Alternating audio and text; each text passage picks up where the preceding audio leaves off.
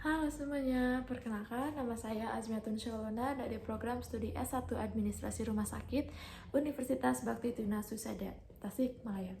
Di sini saya akan mempresentasikan hasil tugas yang diberikan oleh Bapak dosen dengan mata kuliah Sistem Informasi Manajemen Kesehatan dengan tugas berjudul Analisis Hasil dan Manfaat dari Implementasi Big Data di Rumah Sakit.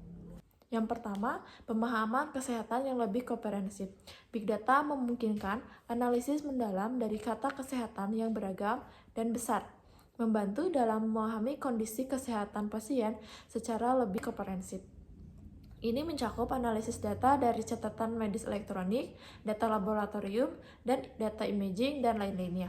Yang kedua, diagnostik yang lebih akurat. Implementasi Big Data memungkinkan penggunaan algoritma machine learning dan teknik analisis canggih lainnya untuk meningkatkan akurasi diagnosis.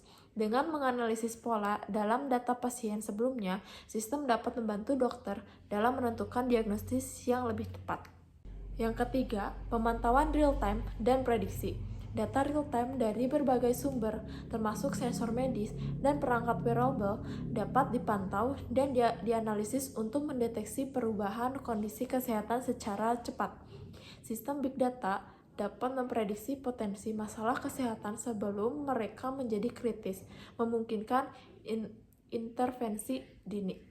Yang selanjutnya saya akan membahas tentang manfaat implementasi Big Data. Yang pertama, peningkatan kualitas perawatan pasien. Salah satu manfaat utama adalah kemampuan untuk mencegah keadaan darurat kesehatan dan memberikan peringatan dini berdasarkan model prediksi. Informasi ini membantu profesional medis dalam membuat keputusan yang lebih cepat dan mengurangi risiko komplikasi kesehatan yang serius. Yang kedua, efisiensi operasional yang lebih baik. Big Data membantu dalam mengotomatisasi proses administratif dan klinis, mengurangi waktu dan biaya yang diperlukan untuk operasional rumah sakit. Analisis data dapat mengidentifikasi area di mana efisiensi dapat ditingkatkan seperti pengelolaan inventaris medis dan penjadwalan staf. Yang ketiga, penghematan biaya. Analisis Big Data dapat mengidentifikasi peluang untuk mengurangi biaya melalui peningkatan efisiensi operasional dan pengurangan pemborosan. Misalnya, prediksi penerimaan kembali pasien dapat membantu rumah sakit mengambil langkah-langkah preventif yang mengurangi biaya perawatan jangka panjang. Yang keempat, penelitian dan pengembangan. Data yang dihasilkan dari sistem Big Data dapat digunakan untuk penelitian medis dan pengembangan obat baru.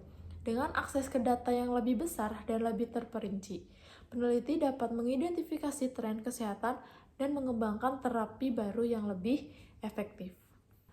Yang selanjutnya yaitu tantangan implementasi Big Data.